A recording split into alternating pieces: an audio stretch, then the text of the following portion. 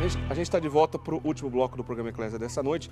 Estava conversando aqui, pedindo até desculpa para o Padre Wander, que eu já chamei ele 2 vezes de Padre Guido, mas é a força do hábito. A gente está acostumado o Padre Guido aqui do meu lado e eu acabei chamando ele de Padre Guido, mas é o Padre Wander Maia que está aqui conosco. Ele é da Diocese de Santo Amaro. Não é a primeira vez que ele faz conosco o programa Eclésia, a gente já fez diversos programas. E já lembro todos os nossos telespectadores que na semana que vem o Padre Wander está conosco para a gente falar, a gente continuar a nossa conversa. Na oportunidade a gente vai falar sobre justamente o Sagrado Coração de Jesus, que a gente já citou agora há pouco aqui. Entre outras coisas, na festa de Corpus Christi, há um costume bonito também, que as cidades enfeitam para a procissão aqueles tapetes coloridos, serragem e outros elementos. Tal. O que significa isso? Eric, com vários motivos ligados à nossa fé. Olha, a preparação das ruas com esses tapetes. Certo. Por onde o Santíssimo Sacramento vai passar, exposto na custódia, no ostensório, conduzido pelo celebrante, ou seja, o bispo diocesano, que em geral deve ser ou o sacerdote, que é o pároco da paróquia local onde está acontecendo a celebração, onde não é possível que seja o bispo diocesano. É preciso dizer que isso é uma demonstração da fé na presença real de Cristo na Eucaristia. Porque vamos concordar que é um gesto com raízes bíblicas que nos remonta à entrada triunfal de Nosso Senhor em Jerusalém, quando estenderam seus mantos sobre o chão para que o Rei dos Reis e Senhor dos Senhores ali passasse. De alguma maneira, as pessoas quando fazem isso, quando preparam as ruas, quando revestem com esses tapetes, quando fazem todos esses preparativos, estão dizendo para o Senhor: caminha entre nós, Senhor, reina sobre nós, estabelece o seu reinado, vem salvar-nos, Senhor Jesus, vem curar-nos, vem libertar-nos de toda a treva, de todo o mal, de todo o pecado. Como o verdadeiro sol de um mundo novo, vem nos iluminar, vem quebrar o gelo do pecado, vem nos trazer a vida nova para a qual veio. Isso é fé. As pessoas fazem isso porque acreditam que quem vai caminhar ali, tudo bem que seja pelas mãos do instrumento, o burrinho que vai carregá-lo, é o próprio Senhor Jesus que estará caminhando. Muito bonito. E o senhor disse agora há pouco também, geralmente é o bispo diocesano que conduz o Santíssimo, né, o ostensório com o Santíssimo Sacramento, claro. Mas é porque tem uma característica também de união, né? É um momento também das paróquias que geralmente se unem para fazer essa celebração. Claro. Isso tem um motivo concreto, né, Padre Wander?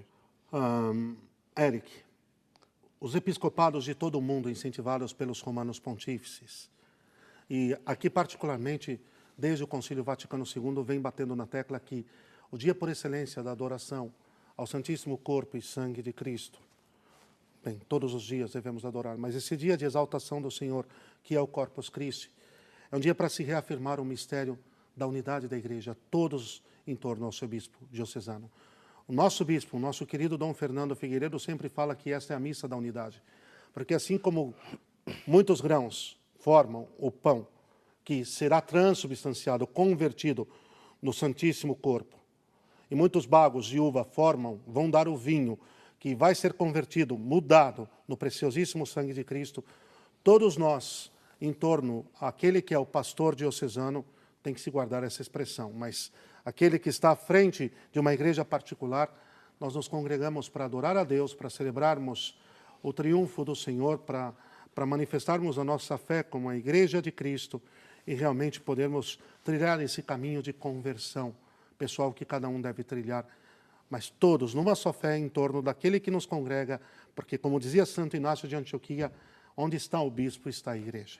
O Concílio Vaticano II consolidou o costume dessa maneira? Num certo sentido, sim. Se bateu muito nessa tecla de viver a Igreja como um mistério de unidade, um mistério de comunhão. Esse é um termo, aliás, esse é um capítulo da teologia católica que foi aprofundado, sim, depois do Concílio Vaticano II. Não há dúvida alguma. A Igreja como um mistério de comunhão, como um mistério de unidade, onde todos fazem parte do mesmo corpo, do corpo místico de Cristo, do qual Ele mesmo é a cabeça, refletida na hierarquia, e todos os batizados compõem os seus membros. Nós começamos a nossa conversa aqui falando sobre o problema da heresia dos cátaros e também dos albigenses, que diretamente viam muitos problemas na matéria, não aceitavam a dignidade da matéria e, por isso, problemas relacionados diretamente com a aceitação do Santíssimo Corpo de Cristo estar vivo na Eucaristia. Mas não foi a única expressão herética dessa maneira na igreja, né, Padre Wander? Que outros momentos a igreja também viveu isso? Bom, me permita, Eric, Ok. o diabo é o pai da mentira. E todas as mentiras que se infiltraram na igreja foi o fruto de, infelizmente, de pessoas que foram se afastando da fidelidade à fé, da fidelidade à igreja como mãe e mestra. Sempre foi assim, em todos os séculos. Mais tarde nós tivemos o caso muito mais crítico, que foi a a falsa reforma protestante começada com Lutero, depois piorada enormemente por Calvino e Zwinglio, que agravaram muito, negaram o papel da graça, negaram tudo aquilo que era o centro, o mistério da encarnação, o centro por excelência da fé cristã, eles atacaram e destruíram. Isso cabe num capítulo à parte, até se quisermos mais tarde fazermos. Todavia, a heresia protestante, a heresios, o termo grego significa tomar uma parte e corrompê-la, que se dizer isso, hein? A heresia protestante negou totalmente o mistério da Eucaristia, seja Lutero, isso mais tarde aprofundamos com a consubstanciação, seja Calvino com a doutrina da empanação, que Zwinglio foi na mesma direção, que eram frutos também um pouco de um bispo de Tours lá atrás, chamado Berengário, que já havia afirmado essa atrocidade e assim por diante. Será que foi uma sequência, vamos dizer assim? Dá para dar... As heresias reaparecem. Certo. O diabo é o pai da mentira. Ele vai tentando corromper os eleitos de Deus, vai tentando seduzi-los para que eles acreditem na sua mentira e abandonem o único e verdadeiro Deus, e aqui quer dizer o mistério da Eucaristia.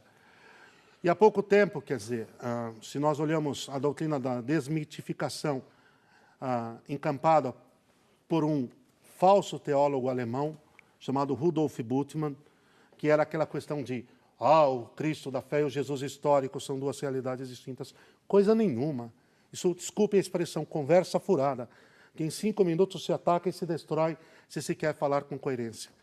E a grande herdeira do caminho das heresias nos últimos tempos, que nega todo o sentido sobrenatural e transcendente da fé, me perdoe, mas eu não tenho como negar que é a teologia da libertação.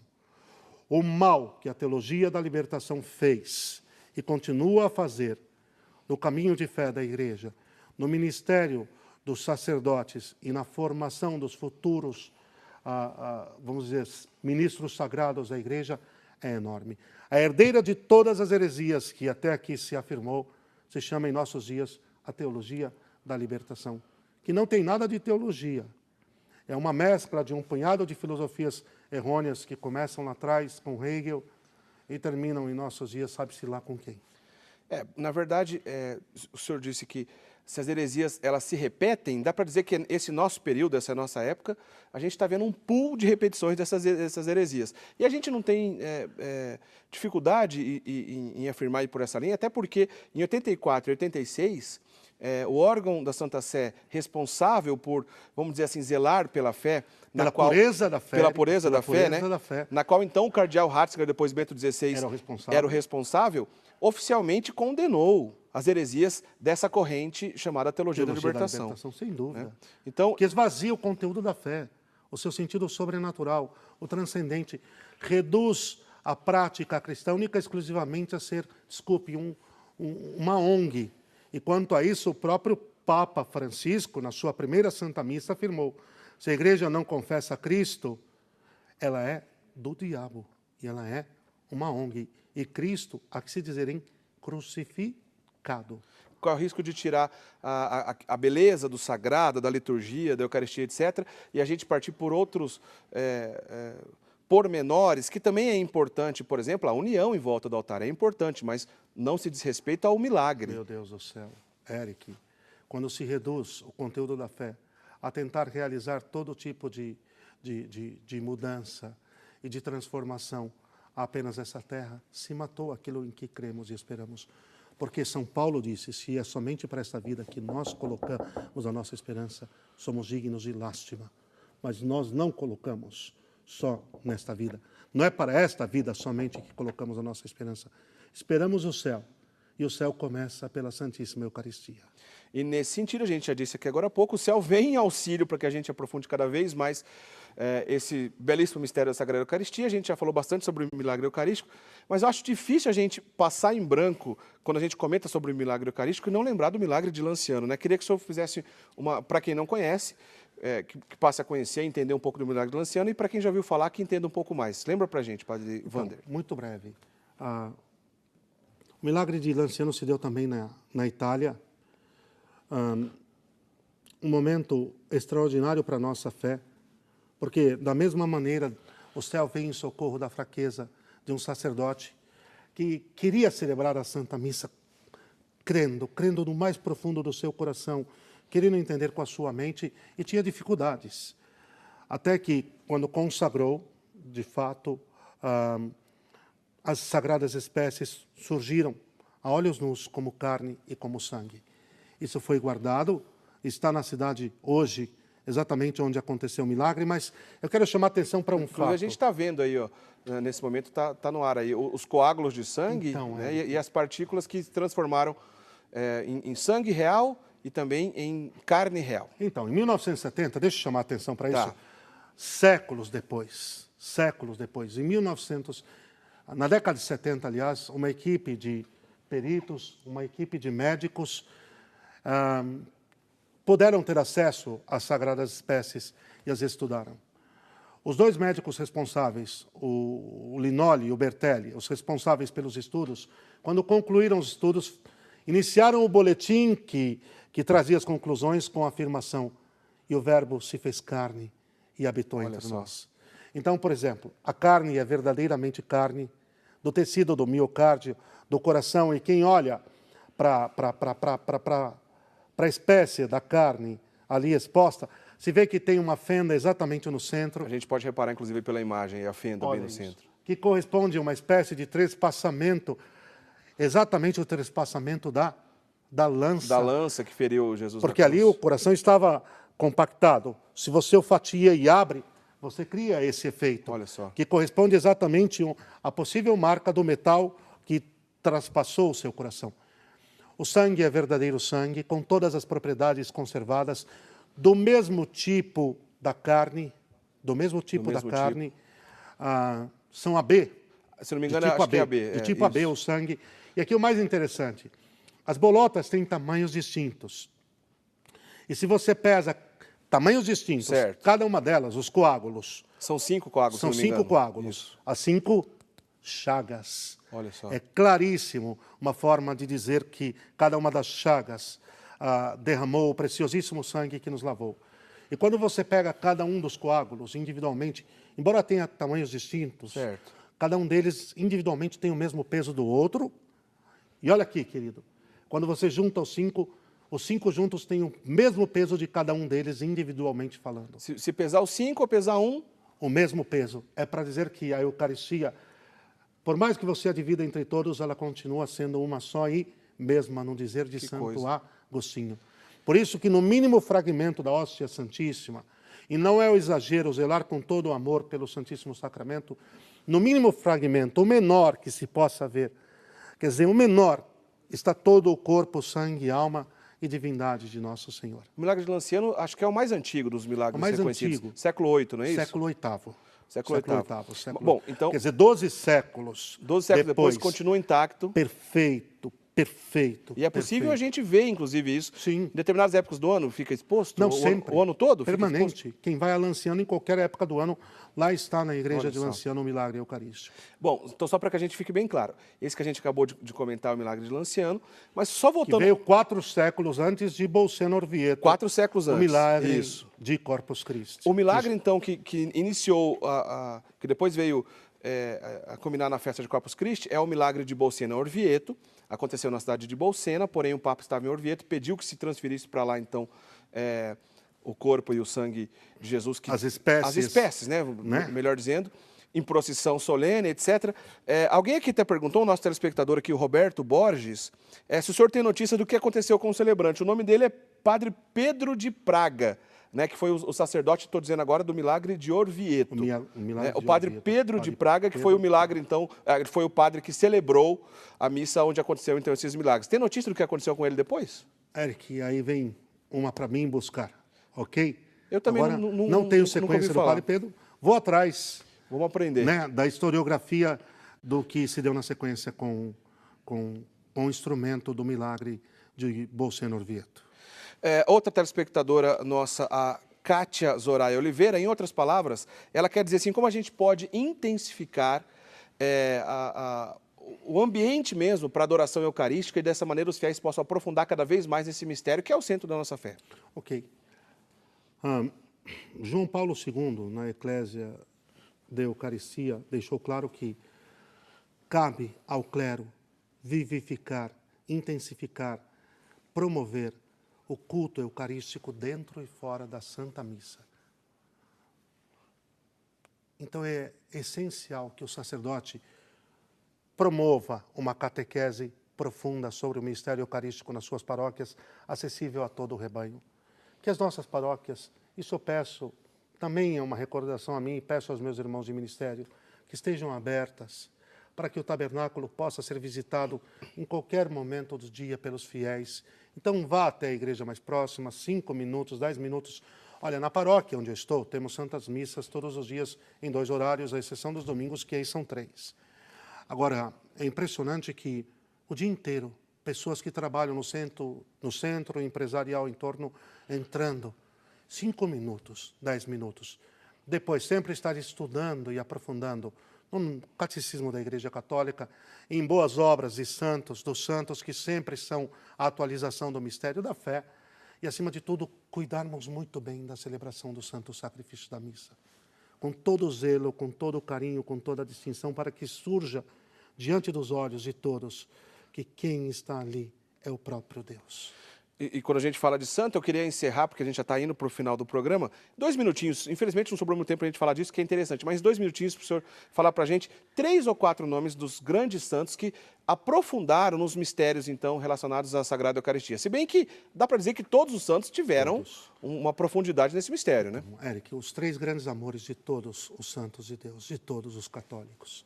O Santíssimo Sacramento, a Santíssima Virgem Maria e o Santo Padre. Os 3 amores brancos, no dizer de São Pedro, Julião e Maria. Eu já entro, vamos lá, em épocas distintas. Tá. Nós temos o grande São Cirilo de Jerusalém, escreveu maravilhosas catequeses sobre o Santíssimo Da Igreja Sacramento. Primitiva, né, da Patrística. Século IV ou século V. Certo. O grande São Pedro, Julião e Mar, o apóstolo da Eucaristia, aliás, na ordem.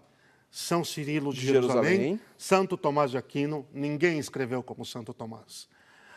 O grande São Pedro, Julião e Mar, o apóstolo da Eucaristia, adquira a Divina Eucaristia. Uma coleção de 5 livretos com profundas e belas meditações sobre o mistério da Eucaristia, de autoria de São Pedro, Julião e Mar. E, enfim, em nossos dias nós tivemos um estupendo santo que escreveu como poucos sobre a Eucaristia de uma forma direta e simples ao coração dos fiéis. O grande São José Maria Escrivá de Balaguer, fundador do Opus Dei. Então, esses 4 nomes, se a gente aprofundar nos escritos na vida deles, certamente a gente está em boas mãos. Abundância cordis. Bom, para arredondar 5, a gente pode acrescentar São João Paulo II aí? Muito obrigado, mas não há dúvida, tem que fechar com chave de ouro. E coroando os 4, talvez o maior de todos eles, o grande São João Paulo II. Muito bom. Porque os escritos deles relacionados, os documentos que ele produziu relacionados à Eucaristia também são belíssimos. Belíssimos. A Eclésia da Eucaristia Vivit é a síntese plena de tudo aquilo que cremos sobre o mistério da Eucaristia. Você que não estudou, vai estudar essa encíclica de São João Paulo II. E por falar em estudar, alguns dos nossos telespectadores ficaram curiosos para saber que livro que está aí na sua frente. Não era a intenção de despertar a curiosidade, mas vai lá. Está aqui, Riquezas da Mensagem Cristã, de Dom Cirilo Folch Gomes, editora Lumen Christi dos Beneditinos do Rio de Janeiro, um belo tratado da doutrina cristã, uma síntese teológica segura, do mais alto nível, acessível a todos nós. Eu acredito que é algo que vale a pena ir atrás. É daquela escola que a gente conhece também do famoso Dom Estevão Bittencourt, né? Exatamente, ele foi o precursor da obra que o grande Dom Estevão continua, e a gente sabe a solidez doutrinária de todo esse trabalho. Muito bem, a gente está chegando ao fim desse programa, infelizmente o nosso tempo já voou, a gente vai pedir para que o Padre Wander encerre, então, nos dando a bênção. O Padre Wander é da Diocese de Santo Amaro, paróquia Verbo Divino, não é isso? Verbo Divino. Então, quem quiser conhecer o Padre Wander ou da região aí de Santo Amaro, visite lá a paróquia do Padre Wander, paróquia Verbo Divino lá em Santo Amaro. Na semana que vem, ele estará conosco conversando também sobre uma outra espiritualidade belíssima e importante também da nossa fé católica, que é o Sagrado Coração de Jesus. A gente continua conversando na semana que vem. Então, pedir para que o senhor encerre o programa de hoje nos dando a bênção, por favor. Quinta-feira de Corpus Christi, dia de preceito, dia de guarda. Vá adorar ao Senhor, se confesse e vá recebê-lo no santo sacrifício da missa. Adorar Jesus sacramentado, para nós, é a esperança do céu. Abençoe-vos, Deus Todo-Poderoso, Pai, Filho, Espírito Santo. Amém. Amém. Muito obrigado mais uma vez. Na semana que vem, aguardo o senhor então para a gente continuar a nossa conversa, junto, certo? Valeu. A gente aguarda você também na semana que vem para estar conosco em mais um programa Eclésia, sempre aqui pela sua Rede Século XXI. Continue com a nossa programação, acompanhando a nossa programação e já sabe, no portal da Rede Século XXI, no rs21.com.br, você encontra esse programa e todos os outros Eclésia que a gente já fez aqui, tá certo? Vale a pena conferir. Valeu, gente. Boa semana para vocês. Até então, o próximo programa Eclésia. Tchau, tchau.